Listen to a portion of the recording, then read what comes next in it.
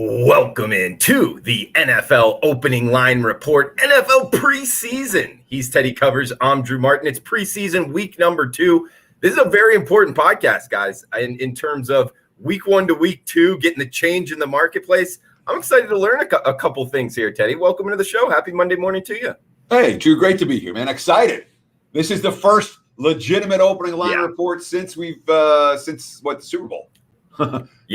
We have numbers. We have numbers that are moving right now, and I'm going to do my best to talk about what direction these numbers are likely to move. We'll talk about, I watched nothing but preseason all weekend.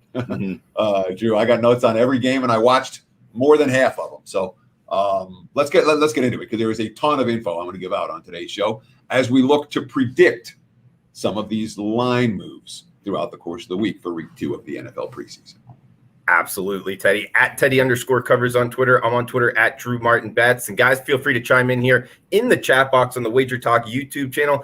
Teddy, actually, guys, we're going to be breaking down each and every game here on the week 2 slate. Thursday, 2 Friday games, and then the Saturday and Sunday slate, where the lines are moving, like Teddy just talked about. But Teddy, I got a question for you right off the top, because for the people that watched the NFL opening line report for last week, you threw out a great stat towards the overs, talking about 2 years ago. Keep in mind, guys, last season there wasn't a preseason, but 2 years ago, huge trenders towards the over. And Teddy, I just went through it this morning. Week 1 for this year NFL preseason, I had 3 overs, 14 unders. Games falling under the total by an average of 4.2 points here. So 3 overs, 14 unders. Unders were the huge trender this week. Let me know your thoughts on that. Sure. And what we saw was the antithesis, the opposite of what we've seen. Yes. It wasn't just the 2019 preseason, 2018 as well. Week 1's trended heavily over the total. And obviously so far this year, 17 preseason games, 3 overs have cashed. And no game has produced more than 40 points. So what does it take for NFL games to go over the total? 2 basic key factors. 1, big plays. 2, red zone execution. In the preseason, you can throw a third factor in there. Mobile QBs making plays with their feet in the second half. The 3 games that went over had those things. The Indiana, Carolina had the Hubbard long touchdown run at Ellinger making plays with his feet down the stretch. That one snuck over. Pittsburgh, Philly, the 40-point output. They had Flacco to Watkins for 79 yards, the big play touchdown. The mobile QB, Dwayne Haskins, with 2 second-half touchdown drives for Pittsburgh. Denver, Minnesota, the other game that went over the total. Interception return touchdown, 80-yard bomb to Hamlin. A couple of cheap scores. It takes cheap scores to send games over the total in the preseason. In 2019 and 2018, Drew, there were a ton of them. A ton of special team scores, defensive scores, big play touchdowns, 80-yard catch and runs, 40-yard busted tackles. There was virtually none of that this weekend. And the red zone execution around the league made me think there's a lot of coaches keeping a lot of plays in their pocket that they don't want film on just yet. Yeah. A lot of field goal attempts, not so many touchdowns, led to a weekend of unders. Again, 14-3 so far to the under this preseason. Yeah, if you bet the under week 1 in the NFL preseason, you made some money here. And guys, we'll get you on the right side of some of these line moves starting here Thursday, August 19th. We're going through each and every game here on the week 2 preseason slate. Seeing New England, Philadelphia here, Teddy. Prime time on Thursday, August 19th. Seeing -2, -2.5, depending where you're shopping. Actually, Penny showing -1.5. So maybe some opinion in the marketplace, Teddy. 38.5 being the total. Patriots at the Eagles. What are you thinking Thursday night? Yeah, so I mean, the Pats beat Washington 22-13 in week 1. That might have been the most misleading final out there. The game was about to end as a 15 all tie, and then the 2-point conversion gets overturned on replay, and then Stevenson has a 91-yard touchdown run where he went around the right side and boom, was gone, and the Pats end up with the 22-13 victory. Cam Newton, 4 of 7, 49 yards. Mac Jones, 13 of 19, 87 yards. And note that 18 pass attempts, only 87 yards. It was nothing but dink and dunk for Mac Jones. And Brian Hoyer, QB people want to bet on in the preseason, the veteran, just 2 of 4, 14 yards. So I'm not convinced we're going to get a ton more from Hoyer in August. There's not a lot that he has to prove. For Philly, they went 0 for 8 on third downs, just 10 first downs compared to 28 for the Steelers. Only 11 rush attempts and 29 pass attempts. They really didn't have any chance to run the football. Hurts has not officially been named the starter, even though we took every first team in practice and got the preseason start. It was all Flacco for Philly's offense. Flacco 10 of 17, a buck, the 78 and a touchdown. Hurts was 3 of 7, 54 yards, a couple of scrambles. Nick Mullins, 1 of 5 with 2 interceptions. He was not good against the Steelers' blitzes in the second half of that ball game. Teddy, just quickly, New England Patriots quarterback room getting some headlines here. Anything you're projecting for this week in terms of playing time, and does that matter for Mac Jones, Cam Newton, and the outcome on this game, in your opinion, week 2? So we don't have at this stage of the week, we don't have playing time yet. So we're going to talk about where these numbers are going. And so far, off the opener, we've seen a little bit of Patriots money and a fair bit of over money come in on this one. In fact, we're seeing over money in a number of different games. So that week 1 trend towards the unders is not something that the early money, the sharp money, is telling us to expect again in week 2. Teddy, next game up as we head to Friday, August 20th slate here. We got 2 games, both 8 o'clock here. The ESPN game, Kansas City at Arizona. We're seeing the Chiefs minus 2.5-point road favorites, 40.5 being the total in the desert, Teddy. Sure. And KC with the starters on the field looked like Kansas City. The starters came off the field and it wasn't so pretty. The defense allowed 6 yards per carry. They're outgained by more than 100 yards on the ground in that ball game. And again, Mahomes threw 2 passes for 4 yards. Henne threw 9 passes for 37 yards. KC is a team that wants to run the football in August. That's their MO. That's their level of emphasis, and that tends not to be a bet-on situation. Yet we're seeing over money coming in this one. For Arizona, another team that was really emphasizing the running game in the opener, 31 carries, 168 yards, although half of them were Steveler scrambles. He had 10 of 55 and played most of the game, 24 pass attempts and 10 rushing attempts. And those 24 pass attempts for Arizona with Steveler on the hill, just behind center, just 107 yards. Colt McCoy was good early, but Arizona's had some struggles with pass protection.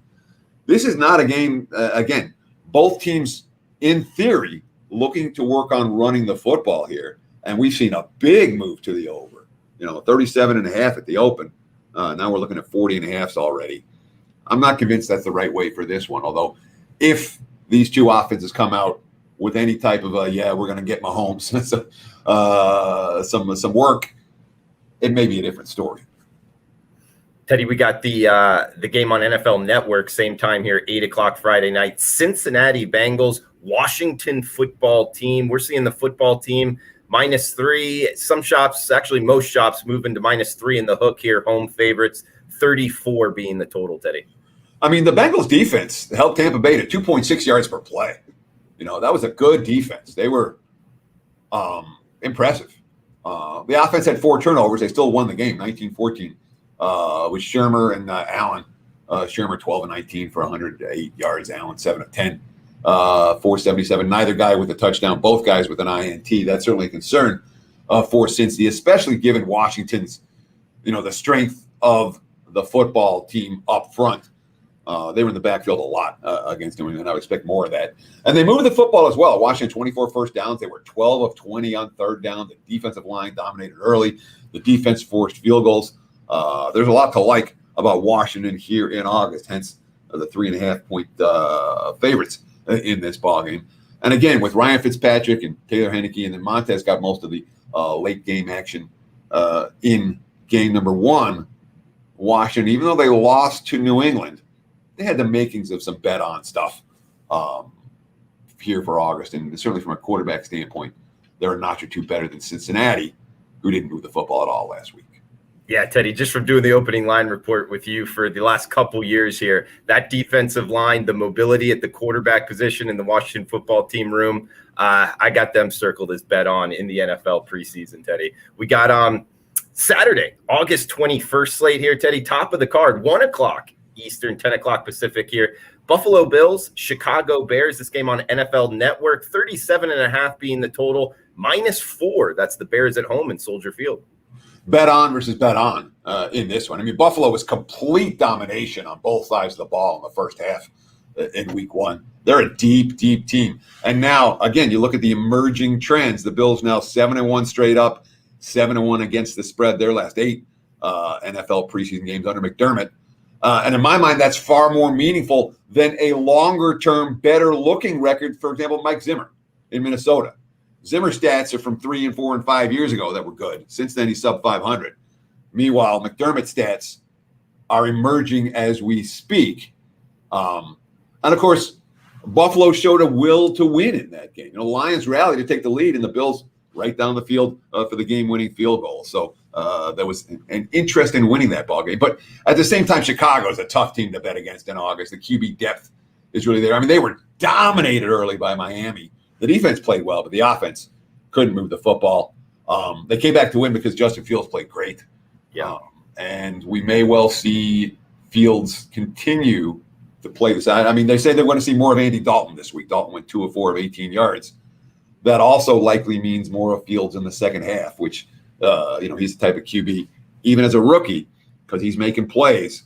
Those are bet-on QBs, not bet against. The Bears are a team I just can't bet against in August. The quarterback rotation is too good, and there's too much they're working on that's meaningful for Chicago right now. So we're seeing a lot of Bears money early, given that QB rotation, given the fact that it's likely to be Dalton and then Fields. I don't know if we're going to see Foles this week or how much. But that's a QB combo the betting markets seem to like early. Nothing but Bears money this morning. If you like Chicago, I'd get there sooner rather than later. We go from the singled out early game to the singled out afternoon game, 4:25 Eastern here, 1:25 Pacific. A lot of tickets likely written on these two games. New York Jets, Green Bay Packers next game up, Teddy, -1 in the hook. That's the Jets as the road favorite, 33.5 the total in Lambeau. So, I mean, Green Bay didn't care in the opener. They didn't care at all. And it showed. And then Jordan Love got hurt. And now we don't know if Love's going to play. And Love was 12 of 17, $122 and a touchdown. Obviously, we don't expect to see Aaron Rodgers. So does that mean nothing but Kurt Benkert? Benkert was okay, 8 of 12 for 88 yards with a pick and a sack. But he's not the type of QB. Well, we like quarterbacks that go the full game because it gives them a chance to get in rhythm in August. We don't like Benkert going up against Jets first and second stringers if the Jets are interested. And we're seeing nothing but Jets money, the money pouring in on the Jets. Green Bay opened as high as -2. Now we're seeing the Jets -1.5. So that's flipped in the last hour and a half. All that said, the Jets ran 87 plays compared to 44 for the Giants, and they scored 12 points. They ran the ball 40 times. We're going to run the football this year.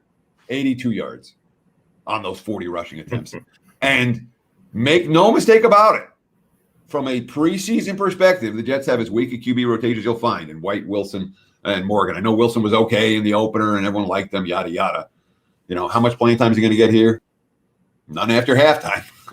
And I worry about the Jets. Again, when you run 87 plays, literally a 2-to-1 play advantage, 87 to 44, and you score 12 points, the Jets are going to have some offensive issues, and they may be on display here. Note the fact that this is one game where we're not seeing over money come in. The early money has come on the under for the Jets and Packers. We may well see more. Teddy, next game up, we're heading to Carolina. Baltimore Ravens, Carolina Panthers here, 7 o'clock Eastern, 4 o'clock Pacific, -3 in the hook, -3.5. That is Ravens road favorite, 35 the total. I got Atlanta, Miami next. You got Baltimore. Okay. Baltimore's next after that. I got so if I could just go in no order. Let's talk Atlanta, Miami first. Let's go. Falcons, Dolphins. What we got, Teddy? Yeah. We're looking at the WagerTalk live on screen with everything all in order. So easy to find. I don't know that I saw a team will look worse offensively than Atlanta. To say their offensive line was struggled is not giving that offensive line enough. That's giving them too much credit. They had 6 first downs for the game.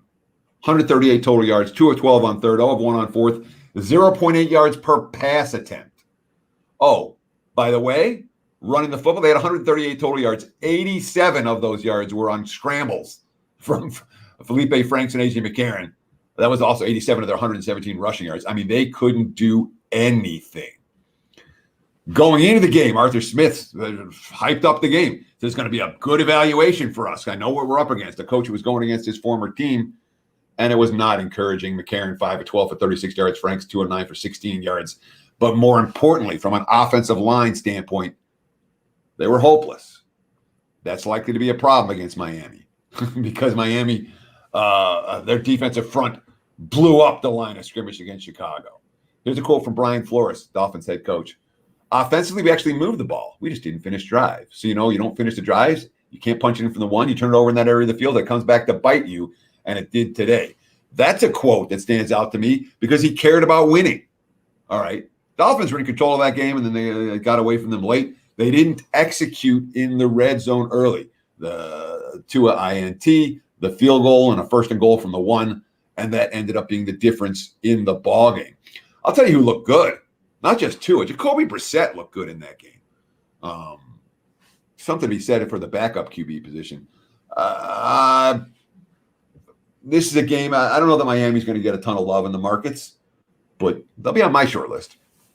Sure. I mean, preseason, we know how important the backup quarterback is, and heck, for that Dolphins squad overall with Tua at the starting helm, good to have a backup there. So going back to Carolina, Teddy, Baltimore Ravens, Carolina Panthers, Ravens -3.5 on the road, 34.5 being the total, man.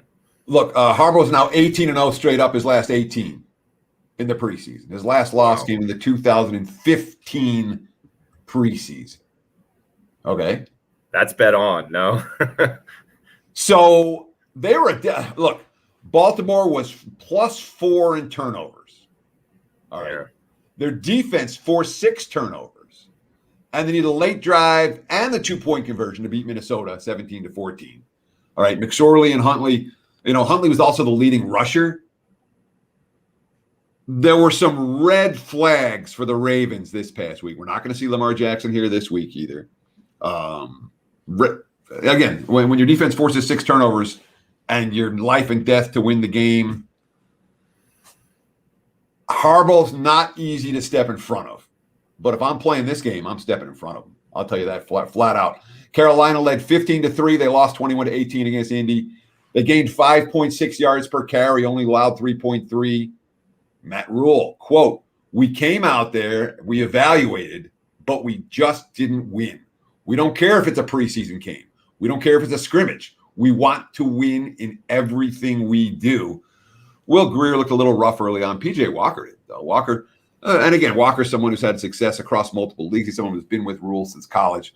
And he was firing downfield, 161 passing yards on his 21 attempts. There's some bet on right now from Carolina.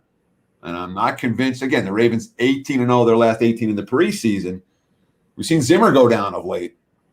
Again, if I'm playing this game, it can only be Carolina. I don't want Baltimore. I think they're right now in August an overvalued commodity based on what I saw and what that game looked like. It wasn't Baltimore in the preseason of recent years. Not close. Good stuff, as always, from Teddy Covers. Guys, it's the NFL opening line report, breaking down where these odds are going. Look at Teddy at WagerTalk or sportsmemo.com. Guys, over the last 6 seasons, 225 and 173. That's a 57% winning clip in the NFL. One of the best in the business. Check them out. We got the MLB going very well. 67% last 10 days. Seen it well on the diamond. So check them out. WagerTalk, sportsmemo.com. We got next game up here, Teddy. Looking down the WagerTalk odds screen as we're moving down to the Detroit and Pittsburgh game here. So we get the Lions and the Steelers, seeing the Steelers taking some money, Teddy, from -5 up to as high as -6.5 now. Home favorites, 37 the total in Pittsburgh. Yeah, and one last note about that record. One thing, when you go back and start looking for streaks, I didn't even realize week 1 of the NFL, I've killed it. Like every year. I think it's 18-4. Yeah, I remember that. Week 1 plays. And it's, again, I put the time in August, but it's one of those streaks I didn't even notice it. And I'm like, well, I did good week 1 last year. I'm like, let me go check back. I'm like, holy crap, I did good week 1 every year. So the track record is real good. I do have a 5% big ticket play available right now for week 1. And I'm telling you flat out, that line can only move one way. So I would get it now before the line moves that way if you want to get involved. Let's talk about the Lions and the Steelers. The Lions showed him will to win in that game, but they left too much time on the clock, ended up losing 16-15. A lot of emphasis on the running game for Detroit. Blau, Goff, Boyle. Boyle was all right in the second half. 15 pass attempts, 38 yards. Not good. Meanwhile, it's a Steelers team where, from a QB rotation standpoint, doesn't get a whole lot better than Pittsburgh. Whether Mason Rudolph was real good.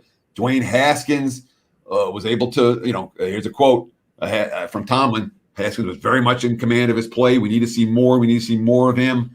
Haskins 16-22 for 161 yards. And, of course, Josh Dobbs, as good as you want from a QB standpoint late.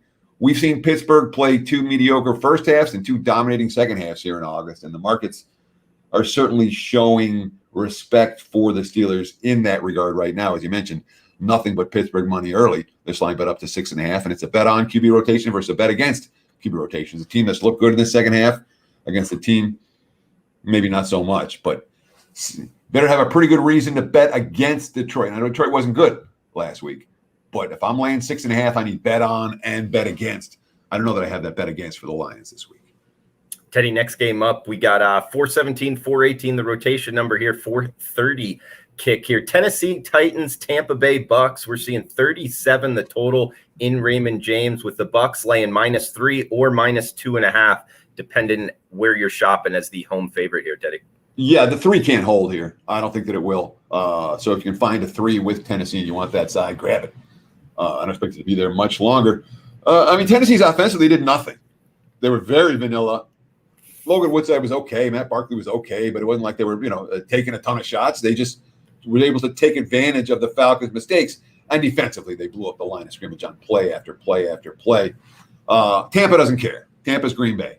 Brady came in, he got a cup of coffee, completed a pass, go sit down. I don't know that we're going to see much more of him here. Trask, Gabbert, Griffin all got some playing time for Tampa, none of whom did anything that stood out in any way. And again, the Bucks, defending Super Bowl champs, have much bigger things to worry about than winning games by margin in August. I expect to see Titans money in this one. Teddy, next game up, we get Houston in Dallas for the battle for Texas here. We're seeing the Houston Texans catching 4 on the road, 37.5 the total in the house that Jerry built. Well, this is an interesting one. We've got some noteworthy quotes from both teams. All right, for Dallas, Mike McCarthy, quote, "We have a lot to clean up. A lot of our young guys played a ton of football, so it'll be a great video to evaluate. Dallas has gotten many of the young guys their playing time. We could see more veterans this week. I think that's why we're seeing the early money on Dallas. And obviously after 2 dicey games, we're seeing perhaps a bit more interest. But we're going to see Dak, Garrett Gilbert, 7-16 for 80 yards. Cooper Rush, 7-13, 89. Ben DiNucci, 6-14 for 46. And it's still likely to be DiNucci late in this one. So there appears to be some emphasis from Dallas. Houston's a fascinating team for August. All right. Their quarterback play stinks. Tyrod Taylor came in and looked fine. 40 yards. Driscoll had a moment. Davis Mills played most of the game. Davis Mills is not a bet on QB. He wasn't at all in that game. But the Texans, they signed, I'm going to say $1 million. They signed like a ton of low-cost veterans on defense this last offseason. A ton of them. So guys who've been in the league but aren't stars. Boy, it showed in the second half of a preseason game. Their defense was absolutely the dominant unit on the field in the second half of that ball game. And it may well continue to be there because they're playing veterans on defense after halftime. David Culley, the head coach. We got to get them off the field on 3rd and longs. We didn't do a job in doing that. But I thought we played really good team defense. And that's something I expect to see from the Texans here in August. Their defensive depth is better than just about any other team in the NFL because of all the low price free agents they signed this past offseason. That might well be good news in August if they can move the football with Davis Mills behind QB. I couldn't take Dallas here, but the money is coming towards Dallas already. We may well see more before we see less, and a little bit of over money showing at the open as well for Dallas and Houston. Houston is not an over team, in my opinion. Yeah, we've seen it jump up from -3 to -4, plus some juice on that for the Cowboys. Texans could be a buy low candidate with that depth on the defense. Teddy, we get Indianapolis, Minnesota, next game up, 37 the total. We're seeing a pick 'em here. That's what I'm seeing across the board pretty much, Teddy. Vikings at home. Yeah, we're going to see Minnesota money. We've already seen a little bit. The ones are starting to pop. We'll see more than that. And if you like the Vikings, bet them sooner rather than later. Indy with Easton and Ellinger, again, they showed some will to win. Both QB, I mean, they finished up throwing close to 350 yards between them. But certainly Easton was bad. Okay, Easton's stats are lying to you. I watched that game. Easton was not good. Okay, and he had a nice 2-minute drill before halftime. But it wasn't pretty for Indy offensively in the first half. On either side of the football, it wasn't pretty for them. Frank Reich after the game, that's the kind of thing you want to see from your quarterbacks, mental toughness, being able to handle the blitz and come back and play winning football. Obviously, Ellinger played well after halftime. I think both of them are going to grade out as playing winning football at the end of the day. That duo likely to be in action here. Now, Minnesota, again, Zimmer's been bet on in the preseason all these years. Not lately. All right. The last couple of years, he's sub 5, I think 6-7 his last 13 ATS. But again, when you're allowing 6.8 yards per play and getting 3.7, when you're blown off the field, Zimmer, quote, very poor performance. He vowed to send the same second stringers out for an intense intra-squad practice this week. We were going to give those other guys some opportunity to see if they could make the club. Some of them proved us right. Some of them proved us wrong. Of course, Minnesota rested 30 players in that ballgame. And it was the Broncos' first-team offense against the Vikings' second-string defense. That said, I mean, again, it's a Browning-Mond QB combo, unless we get Cousins in there. I'm not convinced we do. And Browning, we can bet against him against good defenses since Washington. Since college. Yeah. Every time he plays a good defense, you bet against Browning. Again, 10 attempts, 31 yards, 1 INT. He's not good. He's not an NFL quarterback. I don't know if Mond is either. Mond was pretty rough. It was a rough game for Minnesota. I think the interest level is there. A little bit of respect for Indy in this number. And again, we saw a lot of anti-Minnesota money last week. The Zimmer preseason trend not holding water the way the Harbaugh preseason trend continues to do. Teddy, we got some questions here in the chat box. One of them actually about Indianapolis here. Do you want to answer questions as we go, or do you want to answer them at the end? We got about 4 more games. It's up to you, my friend. We have 5 more games because don't forget Monday Night Football this next week. Okay. Let's go at the end, guys. Just to keep it kind of in rhythm here, get the questions popping at the end. But huge shout out to the chat box with everybody joining us live. More than I can even announce here. Abel, we got Abby in the house. Welcome in. Have as well. Jonathan, Joe, Chris, Lippins, all you guys, welcome in. Please smash the like button if you're liking the content. NFL opening line report each and every Monday, 10 a.m. Pacific time, right here on the WagerTalk YouTube channel, Sports Memo podcast as well. Please like the content, guys. That thumbs up sign if you're liking the show so far. So we got next game up. We'll hit the questions at the end. Feel free to chime in, fire away in the chat box and on Twitter as well. We get the Las Vegas Raiders next game up, Teddy. LA Rams here. We're seeing the Raiders -5 in the hook. At some shops offshore, 35.5 being the total here. Raiders and Rams, Teddy. Yeah, nobody wants the Rams. The markets have crashed on the Rams in August. McVay has already said he's not playing anyone. He didn't play any starters. I should say any starters. He didn't play anyone who's going to contribute in any way in that week when they scored 6 points, only 3.6 yards per play on offense. The Chargers cared just as little as the Rams did, and that was as ugly a game as you'll ever see for August football. Quote from McVay: "Always want to try to come away with the win." But I thought there was a lot of encouraging things for us to be able to see. Had a lot of guys that haven't really played getting reps on whatever side of the football. The market's expecting more of the same for LA this week. I'm surprised the Raiders are laying this much. I don't know if it's going to be all Nathan Peterman again. But again, when you have one quarterback all game, Nathan Peterman's no stud. He's a third stringer.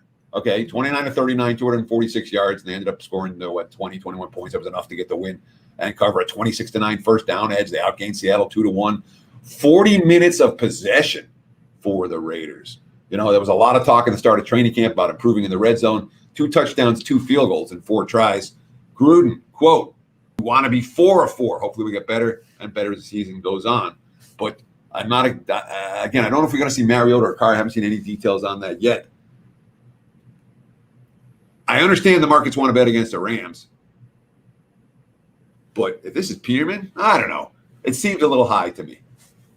Fair enough, Teddy. And we got last game nothing on this game, by the way, right now. There's no. There's been Raiders money early, but is it going to get to 7? I'm not convinced it will. Is it going to get to 6? I'm not convinced it will. Okay, Teddy. We got last game on the card: Denver and Seattle. We're seeing this is a big move, Teddy. I'm seeing -2.5 at the open on the WagerTalk odds screen here. -6 now. That's the Broncos on the road. 37 the total in the Pacific Northwest, Teddy. Yeah, and I want to take a look just real quick it's not just one book. Other books there was had pick 'em on this game at one point. So it's been nothing but Denver money. Broncos, no team looked better, flat out. No team looked better this week than Denver. Denver 6.8 yards per play on offense, 3.7 yards per play on defense. And the key is that both the quarterbacks played well, really well. Locke looked good. Bridgewater looked good. Both of them. Fangio, quote, they're even Steven. I'm thrilled both of them plays well. I want it to be a hard decision. Now, again, they were going against a team that rested more than 30 players.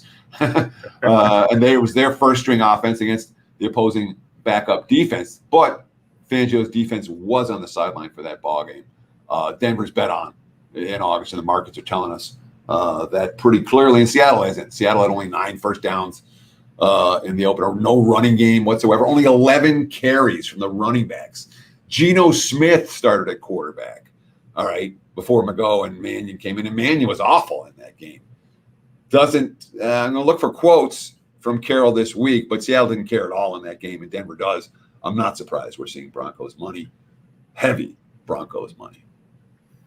3 games left here. We got 2 on Sunday, August 22nd. First game up, 10 a.m. Pacific kick here, Teddy. New York Giants, Cleveland Browns. We're seeing 37 the total. Another big move here, Teddy, with the Browns going from -4 at the open, seeing mostly -6.5 now. That's the Browns at home as the favorite. Yeah. So, and it's an interesting scenario here. Cleveland sat their starters versus Jacksonville, and the Jags played every starter versus the 2 that are hurt. Okay, except the 2 that are hurt. So Cleveland, all backups. Jacksonville, all starters. Okay. Yeah. I'd have bet the Jags. -3. I thought, oh, sure, Jacksonville. I was on them. It wasn't close. The Browns backups were way better than the Jags starters. Mm-hmm. All right. At the line of scrimmage, it wasn't close at all. All right. Cleveland was in the backfield, play after play after play. It was 13-0 at halftime, 23-13 final. Keenum was good. Lauletta was good. Between them, 330 passing yards and a couple of touchdowns, only 1 sack. So when you see the backups outplaying another team's starters, the markets are paying attention to that. And the Giants, I mean, I said Atlanta looked bad. The Giants look pretty bad too. Joe Judge. I think as a team, we started slow on both sides of the ball. And I saw some improvement as we went. Glennon 3 of 7 for 20 yards. Clayton Thorson's 5 of 16 for 72 yards. Most of the starters sat. Danny Dimes stat. I'm not. Haven't seen anything yet to indicate that those guys will be playing this week. Hence, no surprise we've seen a Browns money so far. Yeah, Case Keenum, he's a solid backup in the NFL, in my opinion, guys. So look to kind of bet on that. We got San Francisco 49ers, LA Chargers, not to be confused with the San Diego Chargers, Teddy. We got -3 now, 49ers as the road favorite, 33.5 the total in Los Angeles. Yeah, if you like San Fran, bet them sooner rather than later. This line can only go up. Even though, I mean, look, Trey Lance threw an 80-yard bomb in his first, and that was a beautiful pass. It was. It's his first attempt. His next 17 attempts, he had 17 net yards. Okay, so Trey Lance is great. Slow it down, people. Kyle Shanahan, there was some good and some bad. By no means was it perfect. Good first day. I didn't want it to go perfect for him. The Niners did hold out 22 players, including their entire starting defense. Lance 5-14. Now, it is worth noting, Josh Rosen is the type of QB we're comfortable in the second half of the game. San Fran is a bet on. He was 10 of 15 for 93 yards at a pick here. Garoppolo came in and got a cup of coffee. I expect him to play this week as well. So that's a bet on QB rotation. And the Chargers want no part of the preseason. Daniel and Stick were fine between them. But this is a quote that's worth noting from Chargers head coach Brandon Staley, talking about wanting to win the game. Quote, "I really liked the fourth quarter. It was important to us to be able to see everybody on the field defensively. I was really proud of the way we played down there, tight in the red zone, getting the takeaway. That was a big highlight for us." So there was urgency for the Chargers in the fourth quarter of that game, which could be a concern here. But the Niners certainly have bet on potential here in August. I don't know if they care about winning, but they have the rotations that people will be interested in. Teddy, seeing the last game on the card here, talking about the Jacksonville Jaguars and at least struggling in the early go of it in their first week 1 preseason game. We got Monday, August 23rd, one singled out game here, Teddy. Monday Night Football, 37.5 the total. Looks like New Orleans -4 is the home favorite in the Big Easy. Yeah, I mean, the Jags were pretty awful against Cleveland. The offensive line play was bottom tier. The defense, nothing but holes to fill. And this, of course, came on the heels of Urban Meyer talking about how seriously they're taking the game and how much they want to prove. Urban Meyer, after the game, quote, "Everybody reminding me it's a 20-game season, so a 19-game season left. Just disappointing. Offensively, I don't like slow offenses. I don't want to be one of those slow wallowing offenses. We'll get that fixed. Concerning? Yeah, everything's concerning. It's my job to be concerned." Again, the Jags played their starters, the Browns sat theirs, and the Browns backups were better than Jacksonville starters. If I'm Urban Meyer, I would be concerned. But again, it's a roster that was at the bottom of the NFL last year, and one off season doesn't usually fix all the holes. But teams like that usually have decent depth. Minshew didn't play well. Lawrence played okay. Beathard, I mean, they have a bet on QB combo, and Lawrence, Minshew, and Beathard, especially if Lawrence starts. But like, I lost money with Jacksonville last week. I won't lose money with them this week. This will be one that I watch. If I had to play the game, I'd look at the Jags. That said, Peyton doesn't care that much about the preseason, but the Saints were chucking it around, 43 dropbacks versus only 18 rushing attempts, 6 yards per play, but 6 turnovers. Sean Payton, quote, "You have 6 turnovers, 10 penalties, you're going to struggle. We're fortunately to even be that close, honestly. Bad job by us as coaches and players. It was ugly to watch." That might be a bet on scenario moving forward, especially because obviously you have the QB battle between Hill and Winston, although I wouldn't be surprised at all if it's Ian Book in the second half again, and I don't want to be laying a price with New Orleans with Ian Book behind center. Again, a good career at Notre Dame, but the rookies getting their first playing time that are going to have some issues. And Book threw a pick without a TD last time out, and Saints offense didn't move in the second half effectively last time out. So, we're seeing New Orleans money. It's a Monday night game. It's going to be Saints versus Jags. We're going to see New Orleans money, I would think, especially after how bad the Jags looked on Saturday. But maybe Jacksonville could sneak in under this one. I lean Jags again, but they were bad enough that I'm not going to bet them again this week, whatever that's worth. I like it, Teddy. Follow him on Twitter at Teddy_covers. I'm on Twitter at Drew Martin Bets. Guys, throw out any questions here. Fire them away on Twitter or in the chat box. We've got a couple minutes left. We'll answer as many as possible. Check out Teddy Covers, WagerTalk, SportsMemo.com. Guys, the last 6 years, 225 wins, only 173 losses. That's 57% in the NFL betting markets over a 6-year span. So we're getting a long sample size there. Teddy Covers, knowing the NFL betting markets as good as anyone out there. Really recommend you guys check him out. He's got his free play up, week 1 NFL, Dallas Cowboys, Tampa Bay Bucks. Check it out with the analysis there. Plus his NFL season win totals report, something I use personally. It's good analysis, not only for the season win totals, but throughout the season, giving you an edge week in, week out. Check him out, Teddy Covers experts page, WagerTalk and SportsMemo.com. Hitting the questions right now, Teddy. Shane from the other side of the pond here, late joining. Much love from Dublin, Ireland. Who is your coach of the year pick? Any answers there, Teddy? Anything pop off your head at you? So when you're talking about positive expectation bets in across sports, I want 2 options: yes or no. This team's going to win or they're going to lose. The game's going to go over or it's going to go under. Occasionally, you can find something where there's because anytime you're adding more options, you're adding more house takeout. You're making it more difficult for you to win. When you talk about coach of the year, where there's 32 options, it's not a beatable market. I spend no time paying attention to it. You can't beat it. The house takeout is too great on that to look at it. And if you find a long shot and you say maybe they're live, I mean, I apologize, Shane, for poo-pooing the question. I don't mean to poo-poo the question at all. It's an interesting question. I just haven't found the ability to find positive expectation wagers where I'm trying to pick from 30. That's why I don't bet Super Bowl futures. I might bet on a team to win a division. I love betting on teams over or under their win total. They can, that's the least juice wager that you can find for these type of squads. But coach of the year is a tough one. And if I give you my big opinion, I might end up blowing my season win report. So I got some takes. Okay.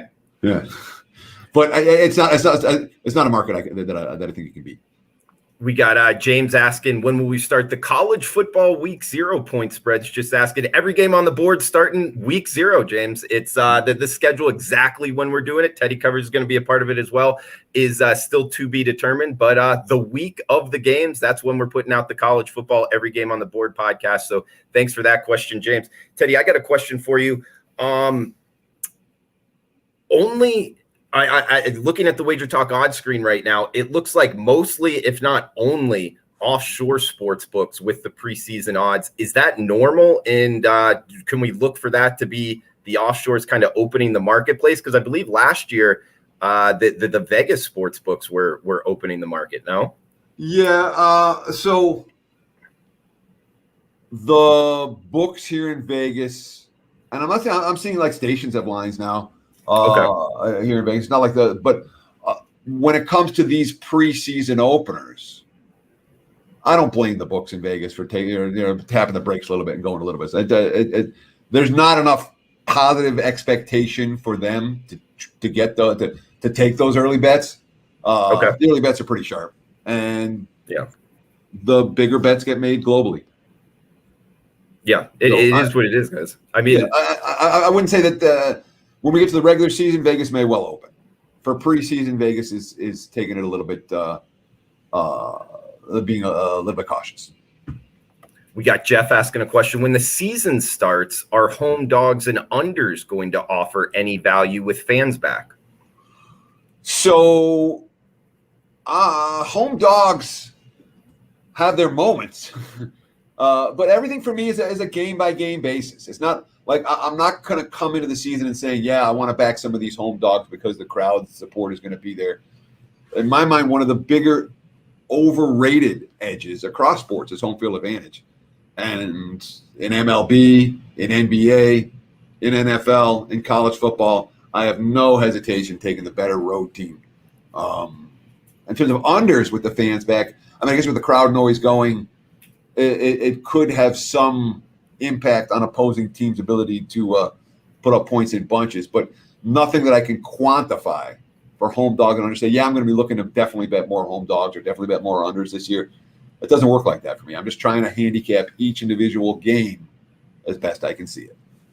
Teddy, another question here from Jonathan. Teddy, do you think any Colts futures division over is worth a look after line movement based off of Wentz Nelson injuries? I've got my concerns about Indy. I really do. So I'm not looking to bet the Colts. So from a value standpoint, there probably is value now that there wouldn't be, that there wasn't a month ago. If you like the Colts, I don't like the Colts, so I'm not looking for spots to bet over Indy.